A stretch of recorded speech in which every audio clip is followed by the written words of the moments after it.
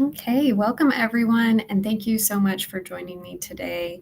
I'm Dr. Emily Hall, a licensed veterinarian, a certified canine rehabilitation therapist, certified professional animal trainer knowledge assessed, and someone who's deeply passionate about elevating the way we use veterinary orthotics and prosthetics, or VOP, in practice. I work with WIMBA, the team hosting today's webinar, where I started as a WIMBA provider in 2023 for my own dog's compensatory issues that quickly became critical quality of life concerns that year.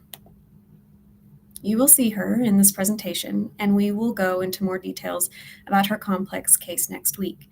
Today, we'll be focusing on preventive and proactive care with orthotics and prosthetics. The goal is to share how thoughtful, evidence-informed use of these tools can improve long-term outcomes for our patients.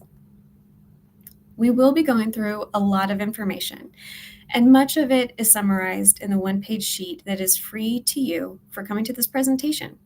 If you would like me to send it to you, just email me after the presentation and I would be happy to share. We'll bring this up again at the end. Here's our roadmap.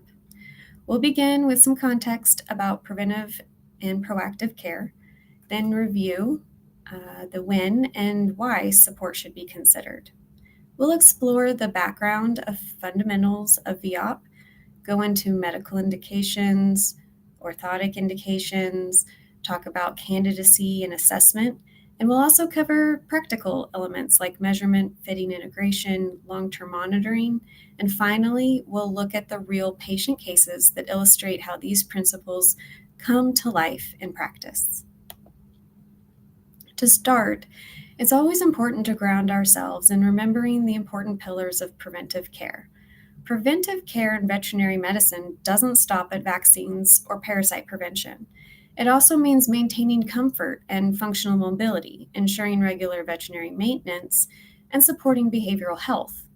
Orthotics and prosthetics belong in this same preventive mindset, not as salvage, but as proactive tools that help us protect mobility, avoid compensation, as well as improve quality of life over the long term. So when should we start thinking about VOP support? There are many moments across a patient's life when proactive support makes sense. Senior patients with age-related changes, dogs with obesity, patients who may be compensating on an opposite limb for different reasons, or cases with acute on chronic conditions where quality of life may be at stake. It's also important to remember compensation happens in all limbs, not just the injured one. That means our follow-ups and our treatment planning must consider the entire animal. This video is an example of a senior amputee getting the support she needed to get her to use the mind and body the way that's most beneficial for her quality of life. This is my dog, again, and for our family, this moment was huge for multiple reasons. Now we hold it as a fond memory of our last traveling adventure she was able to go on safely with us as a family. Like I mentioned, we will see her again in this presentation and next week, but I wanted to bring awareness to the positive impacts that are possible for supporting patients that may never have had the same opportunities with traditional VOP. Before we dive further, let's pause for a mindset check. We all know this can't be a one-size-fits-all magic wand. Instead, it's about collaborative veterinary medicine, using our training and judgment to choose the best option for each individual patient. The mindset here is whole animal care, thoughtful case selection, and professional accountability. These devices are treatments, modalities, not gimmicks, and they deserve the same clinical reasoning as any other therapeutic tool. Orthoses are medical devices attached to the body to support, align, position, or improve function. In veterinary medicine, we now have access to advanced materials in multi-jet fusion 3D printing. These materials, PA11, PA12, and TPU, are lightweight, strong, and allow for different approaches to those orthosis hinges. And this adjustability of the range of motion opens the door to new therapeutic opportunities, as well as other improvements that we'll talk about. Custom orthoses provide superior comfort, minimize pressure sores, and allow us to tailor therapy. While off-the-shelf products exist, the variability among our patients make custom devices the gold standard when we want long-term success. It's also worth noting that grading systems exist for orthoses, but often they're based on materials rather than functional application, and the newer design options like WIMBAs shift us towards functionally adaptive solutions. So let's look at some of the design features that make modern orthoses more effective. TPU inserts promote airflow and decrease skin irritation. The specific type of 3D printed axis creates a lightweight waterproof structure. Custom fit straps allow adjustable suspension pressure, which is critical as patients' needs change. And perhaps most importantly, interchangeable tokens allow us to customize the range of motion, making the device's function more adaptable over time. And here's our first patient story, Nala, a senior patient who presented with bilateral carpal joint hyperextension. With the WIMBA Carpus Orthosis Go, we could support both carpi while also accommodating her activity needs. What I really love about Nala's story is how you can see these braces support more than just her joints. She's getting the support for the life she can still participate in comfortably with her friends and family. When considering cases like Nala, we also think about the whole picture. We'll talk about more things like, is the dog an amputee? Are there other devices in use? What is the level of activity? How will wear and tear in that activity affect the device? And of course, movement patterns come into play also. And when considering the design, we have to balance stability, mobility, and comfort. The three-point corrective system is commonly used to support movement between two limb segments around the shared point of rotation, the joint. The corrective force is applied in direct opposition to the level of and direction of the instability. Its purpose is to resist the direction of the instability that's present. The sum of the anchor force and counter moment force is equal to the magnitude of force acting at the corrective force location. And while we do not have time in this presentation to go over details, it is important to have these general physics principles in mind with any VOP consideration. We will dive into this just a little deeper at the next presentation as we discuss more complex cases. And before you can get into specifics about an individual orthosis or prosthesis design, you first have to understand what you are needing to accomplish with that design. And to do that, we're going to need to focus on these next few slides. So when deciding whether an orthosis is appropriate, start with this question. Will the device improve the condition currently impacting mobility? And that requires a confident diagnosis, or at least a strong suspicion. Then ask, will short or long-term support benefit this patient as part of their therapy plan? Do we have a device that actually addresses all the planes of instability involved now and potentially in the future? And finally, can we get it fitted and delivered in a time frame that meets the needs of the case? Orthoses can be used across a wide range of conditions: ligament injuries, tendon strains, neurological deficits, congenital issues, osteoarthritis, pain management, and even post-op rehabilitation. But case assessment must be thorough.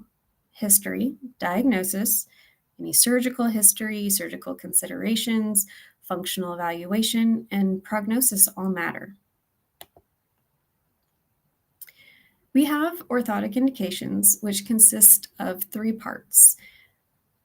What I'm sharing with you is the example and the mindset and process of specifically the WIMBA indications.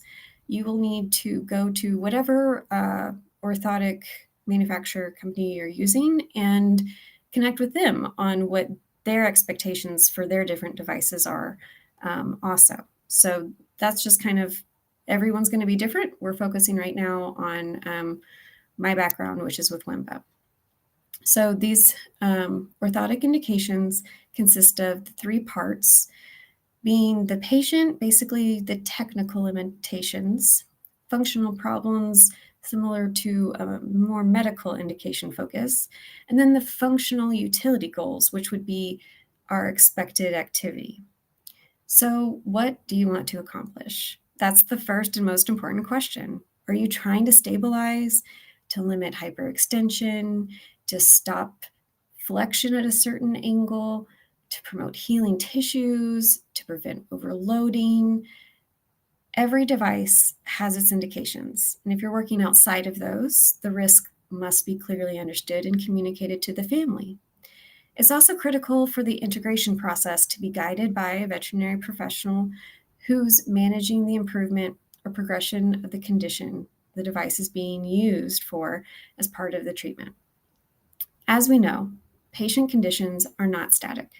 We'll go over a case where the patient had initial improvement for years with one type of support, but needed a different orthosis later in why in our part 2 presentation next week.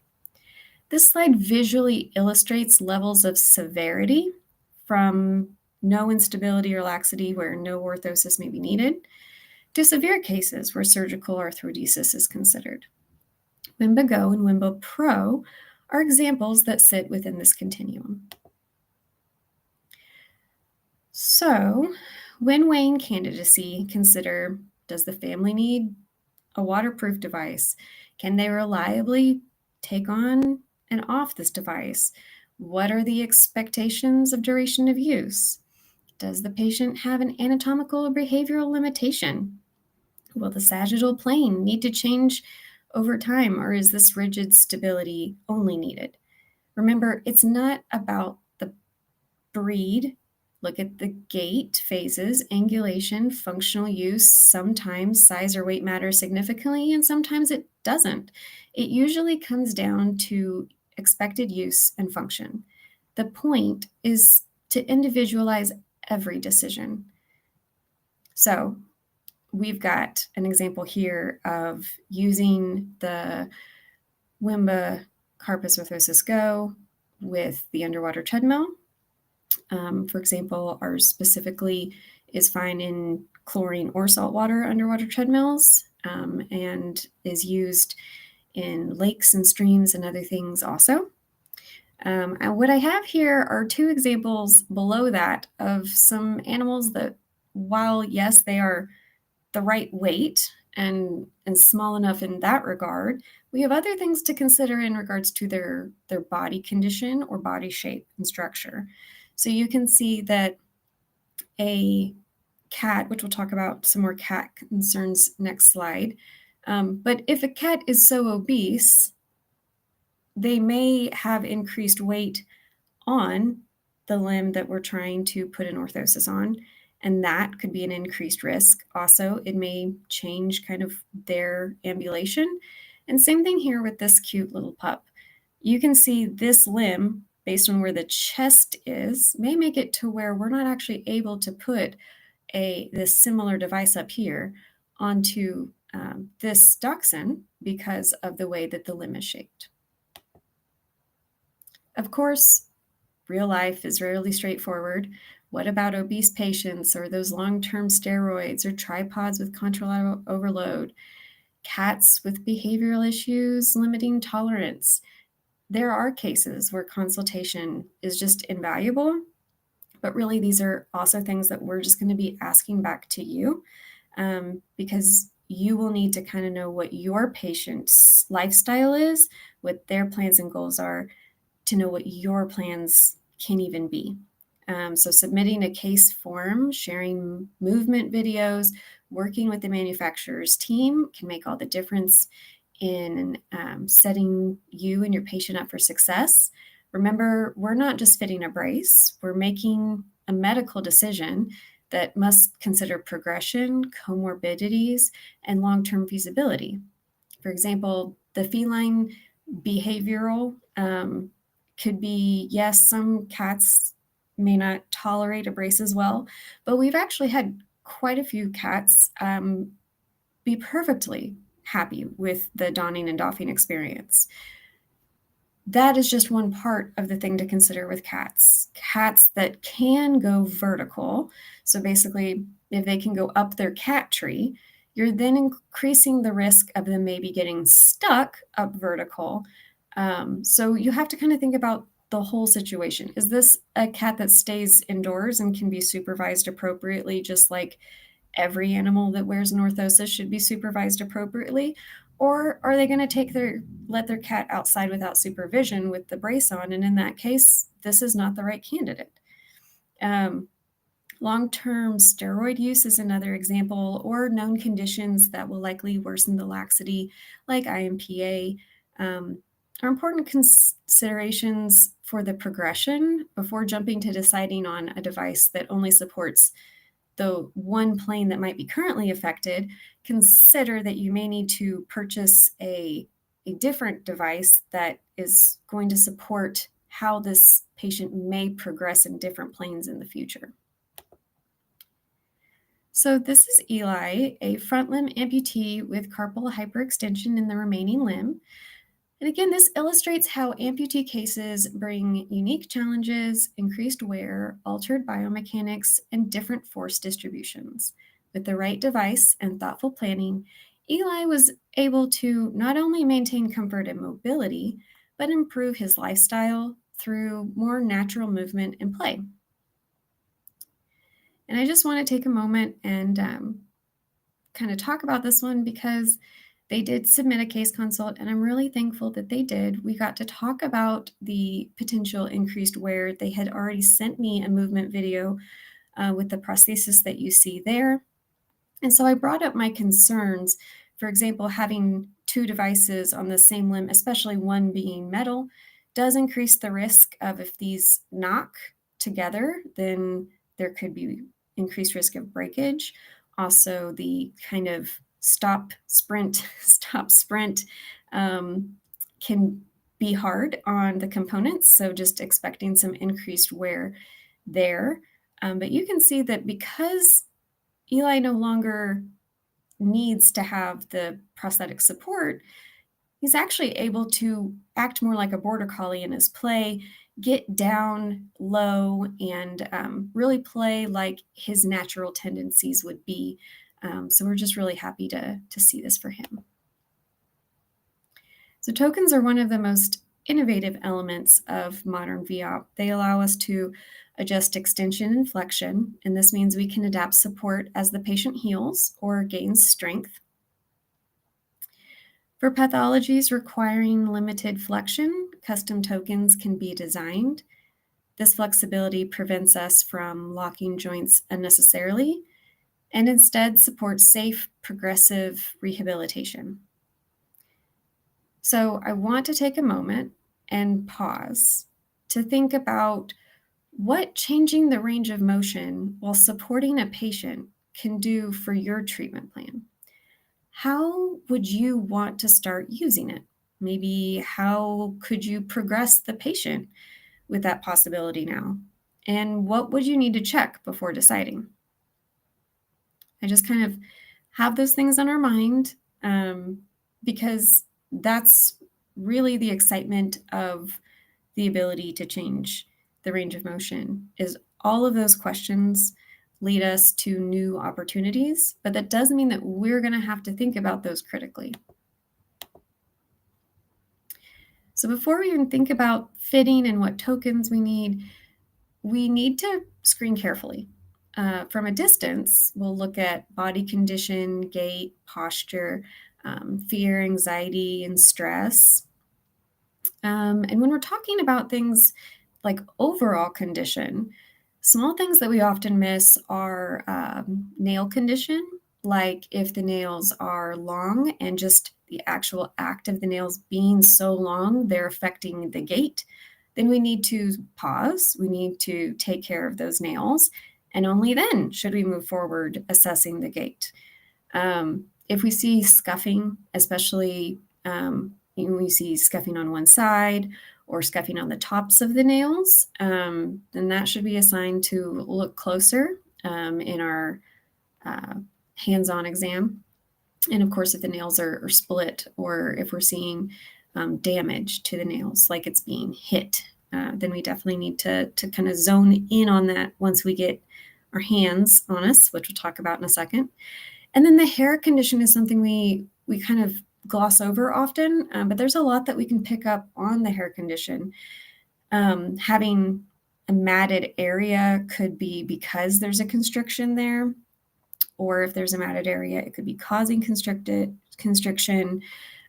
Is there a lick stain on a certain part of the limb that's an area maybe you should look a little closer and ask the family, have we been licking this one spot a lot, and dig into that a little bit more. So there's a lot that we can learn by looking at their overall condition as well. And then for gait, it can be really helpful to actually not just do straight line walking.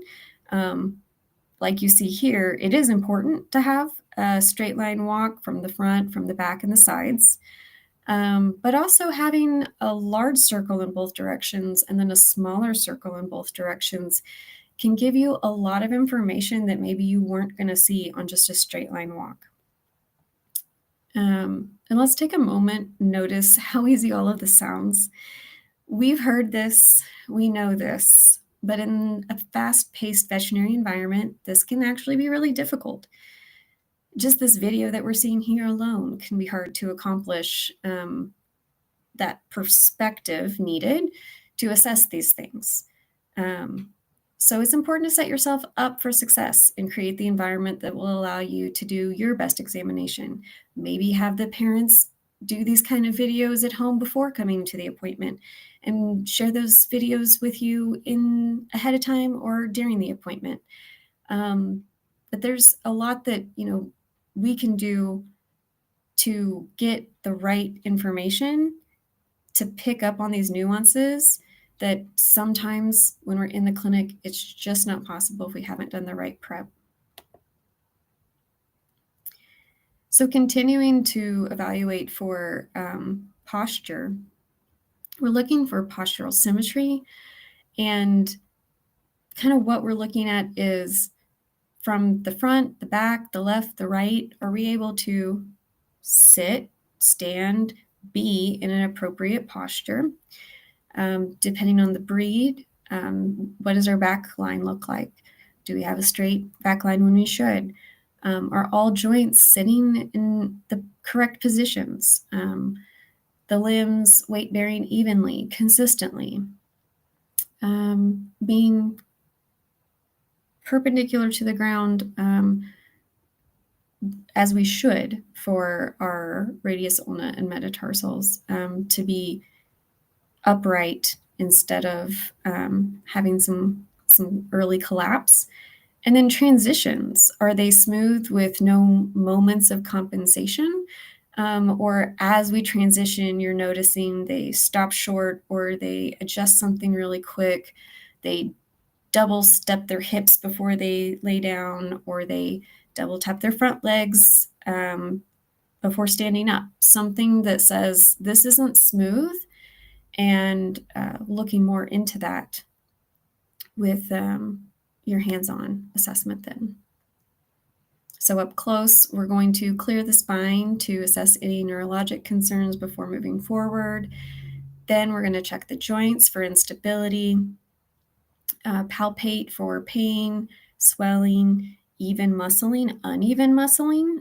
That's a big one that can catch some things, is just palpating and feeling the difference for that individual dog from one limb to the other. And then, of course, evaluating the passive range of motion like you're seeing here. Combine these observations into some sort of functional severity score that works for you. I like to use a 1 to 5 functional mobility scale ranging from normal ambulation to inability to stand without assistance. Devices like the Wimba Go are generally indicated for patients in the 2 to 3 range, and this structured assessment helps us make consistent, evidence-informed decisions, even though the exact scoring system may vary. Just be consistent with what works for you, or reach out to chat about this one. So candidacy, of course, is more than anatomy. It includes behavior. Will the patient tolerate a device or chew it off? It includes the family's ability to manage donning, doffing, and that very important monitoring. It includes comorbidities, activity levels, and long-term goals. Not every patient will be a candidate, and that's okay. Our role is to identify who will benefit and to communicate risks and limitations transparently. Like you can see, this dog is an example of one that is not a great candidate if they're already having a hard time with your current attempts. Maybe you're already trying some soft bracing, or maybe you are doing something like this where there's some gauze and vet wrap involved, but the dog is not leaving it alone. That's not the time to switch gears and go to an orthosis. It's a time to talk with the family about behavioral concerns and considerations, and maybe have a plan on that before reassessing our candidacy for VIA. And measurement, it's a critical step. And once you are ready to go with your patient, you know that this is the device you want, you know that this is the patient that's the right candidate, then we go to prepping for our measurements. This is your chance to review manufacturer guidelines, take accurate dimensions, and set the tone for the entire process. Always measure with the patient comfortable. It's best typically if they're in standing, because then they are weighting the limb and we can actually see the full measurement. Double check your numbers and use positive reinforcement purposefully. This is important to, again, remember every dog is an individual. Cooperative care, when possible, is great, but also just remember not to force or expect all reinforcement, like treats, to be accepted. Instead, note that there's any anxiety and adjust and give behavioral homework before the fitting appointment. You have to remember that this is going to be something different than their typical veterinary visit even. So dogs that are usually super happy to come to the vet, they don't mind their vaccines, the measurement acquisition might be something different for them. They're not used to. So remember, this is just another procedure where you're still putting the patient first. And if you need to stop everything and give the parent some homework before they come back for the measurement again, that's fine. But you need to have good measurements. You can't say, okay, well, the dog moved, so I don't know. You're going to need to know. So whether that means different medical management, behavioral management, or a combination, we will need you to work with the family to make sure that you are confident about the measurements that you're providing. And essential tools may include a tailor's tape, goniometer, and calipers. Depending on the manufacturer, you will have different measurements and required materials. If casting is required, the manufacturer typically sends a kit with the purchase, but at WIMBA, we don't need to do any casting. So the next presentation next week, we will dive into another advanced technology that is what WIMBA uses to replace casting. But for now, we're just going to focus on this. The general theme of accuracy here is accountability. A poor measurement means the potential for a less than ideal outcome and ultimately a less than ideal treatment. And the fitting appointment is where all the preparation and planning comes together. This is your time to carefully review the device, confirm that it fits appropriately, and teach the family how to do the same at home. It's important to start preparing the patient behaviorally before the appointment, like we were talking about. Make sure the family understands what to expect and let the patient's comfort and behavior really guide the session. Remember, orthoses are not just medical tools. They're actual wearable experiences the patient's going through. And their tolerance is going to be as important as the fit itself. During the appointment, check every critical area for safety before allowing movement. Take photos, videos from the patient's level while donning, moving, and doffing the device. And then assess the limb immediately after removal for any signs of irritation or pressure points. And remember, the family will look to you as the expert. Be prepared by reviewing the manual, watching any training media provided, and practicing with the device yourself beforehand. Confidence and preparation here set the tone for success. Fitting is just the beginning. Integration is where the long-term benefits are won or lost. Integration can include a wrap practice, aka circumferential pressure practice, and classical conditioning to help the pet accept the device. A gradual break-in schedule is essential. Too much too soon can lead to setbacks. Activity monitoring ensures the device is supporting movement without causing strain, while dermal monitoring ensures the skin stays healthy. Finally, equip the family with a clear monitoring and long-term plan. This includes reviewing wear components, providing extra straps or parts if needed, and ensuring they know who to contact if something seems off. A proactive integration plan prevents crises and helps families feel empowered rather than overwhelmed at a critical time. Token therapy, like I've mentioned, is a key part of modern integration. Tokens allow us to gradually adjust range of motion and support the patient through a progressive plan rather than locking them into one position. In practice, this means we can begin with more restrictive support during an acute phase and then slowly restore motion as healing occurs or as strength improves. Families also appreciate seeing this progress, and the patient benefits from not being over or under supported. When you show families that their pet's device can adapt with their progress, it builds trust and helps with compliance. And I'll just go over this briefly. This is my kiddo from 2023, actually. So this was a while ago. In the first video you see here is where we started. So we decided to integrate the bilateral carpal braces at the same time for functional reasons. And because of that, and her being an amputee, and amputees having not as many legs to fall back on during the integration process, we wanted to make it as smooth as possible. So we did a good amount of behavioral prep. Also, she had tried neoprene wraps before, so she had those as practice tools also. At fitting, the severity was enough that the 195 extension angle still allowed hyperextension, so we moved her to the 185 blue actually for more upright standard daily use.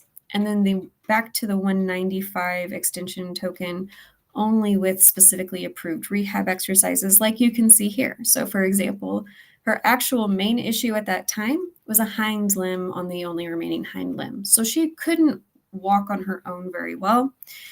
This particular exercise was to build her front end up.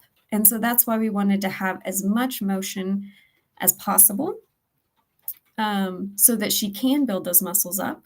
But then you can see we don't need her to use her hind end, so it's perfect. But during the day, when she was going to the bathroom, she would use the 185 for more upright, rigid support. So we were building the strength with the 195 token. To support the joint capsule, we used the 185 for about a month, along with the therapeutic exercises, laser, massage, stretch, and adjusting the medications and supplements as needed. And then she is maintained on her 190 token for extension, and this increased with her appropriate rehab exercises that you see in these next two are her more advanced, and you can see the light blue, which is the different token angle. So that was a huge improvement for her. As you can see, she's bouncing around with her back leg just fine, kind of. So we're just really thankful. Back in 2023, she went from a very serious situation to being able to hop around like you can see there, and that wouldn't have been possible without her bilateral devices. So let's look at our first official case, and this is Bernie, a 1.5-year-old Bernese Mountain Dog. Weighing just over 45 kilograms, Bernie presented with intermittent lameness in the left forelimb. Imaging showed mild degenerative changes in both carpal joints, along with effusion and synovial proliferation. In other words, arthritis was starting and it was progressing quickly. Initially, Bernie was fitted with a single Wimba carpus orthosis go, but follow-up CT scan showed that arthritis was advancing in the opposite leg as well, so a second orthosis was added to protect both carpi. And the outcome was remarkable. Bernie had immediate improvement in comfort and mobility. Over time, bracing both limbs slowed disease progression. Follow-up CT scans showed significant reduction in inflammation, and Bernie was able to come off pain medications for months while staying active and happy. And this is a clear example of proactive support changing the course of disease. We are so thankful that a young dog like Bernie doesn't have to go through a whole life unsupported until things just get so bad. We can help slow things down when they're young. In our next case, a 7-year-old Kelpie weighing 17 kilograms experienced sudden lameness in the right forelimb after running. The initial radiographs ruled out fracture, but CT and stress radiographs confirmed severe carpal hyperextension with the torn ligaments at the radiocarpal level. This was a complex case that did ultimately require partial then pancarpal arthrodesis as well as implant removal along the way, but orthotic management played a supportive role using Wimba carpus orthosis go with tokens set to limit extension. This case illustrates how orthoses can support surgical patients, helping bridge recovery, manage instability, and protect healing tissues, even when the long-term plans involve more invasive procedures. And finally, let's look at Joker, a 6-year-old Malinois weighing 42 kilograms. Joker had a long history of gait abnormalities and chronic pain despite extensive veterinary workups. After focused gait observation, like we mentioned in the previous slides, diagnosis was mild carpal hyperextension in the right forelimb. Improvements were seen initially with support from their first custom orthosis, but there were aspects of Joker's care that the team felt could be improved on with Wimba's new technology and design. And now they're very happy with the outcome. By supporting this joint with a Wimba carpus orthosis go, this provider created a rehab program for the family to be able to reduce compensatory gait patterns, improve his body condition score, and decrease his chronic pain. Over time, his need for the brace lessened, and he grew stronger and moved more comfortably. I want to share what Joker's Wimba provider actually shared with us about this case. He said, overall, I think the most important message is that we must consider the whole animal. What other things can we look for based on the injury we find? How can we treat not only the main injury, but the compensation that occurs elsewhere? Joker's back was curved to the right from hyperextension in that carpal for so long, while his mom tried to get him help. It also probably caused some pain in that left elbow. Joker's treatment plan needed to be tailored to the whole dog. Then, of course, you need the owners willing to do the work.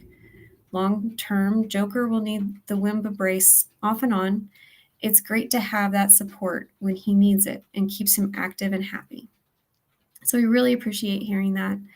And it goes with everything that we've been talking about here.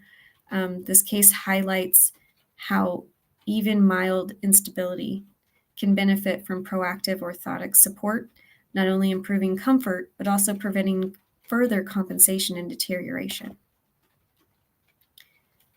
So as we close, let's come back to the big picture. Veterinary orthotics and prosthetics are not last-ditch tools. They're preventive and proactive supports that, when applied thoughtfully and professionally, elevate our standard of care. But they're not all one size fits all. They require careful case selection, clear communication, and ongoing monitoring. They require us as veterinary professionals to bring our full clinical reasoning to the table, the same way we would for surgery, medications, or any other medical intervention. The call to action I want to leave you with is this: please don't wait until compensation has fully taken its toll. Consider VOP earlier, consider it proactively, and consider it as a possible tool for part of whole animal care with the right candidate. So please don't hesitate to reach out to me. My email will be on the next slide. It's emily@wimba.vet.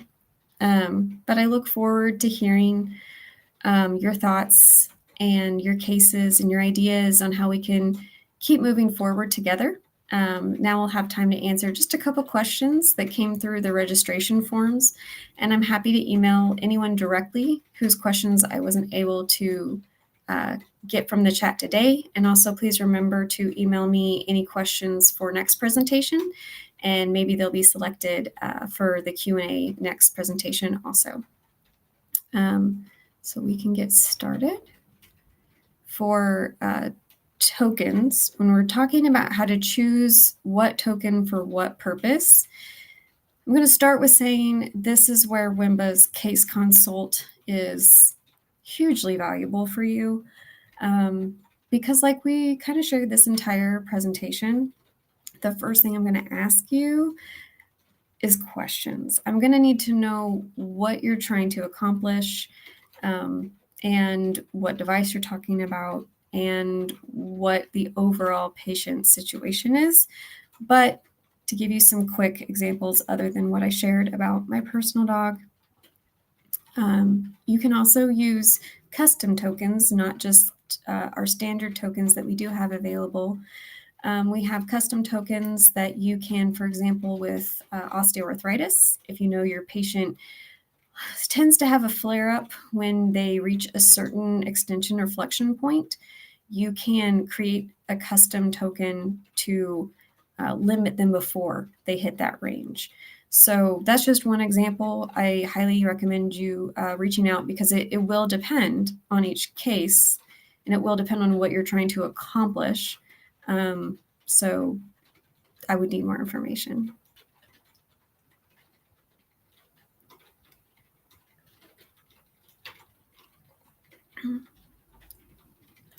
Is the carpus paw suitable for very active mobile dogs? So for this, it'll be similar in ways to what I said earlier. Please submit a case consult. One thing to remember is that not every manufacturer has the same paw component. So for example, I'm going to be talking about ours, but that's going to be different than someone else's. So our particular current paw segment, you would go and look at our indications that we talked about.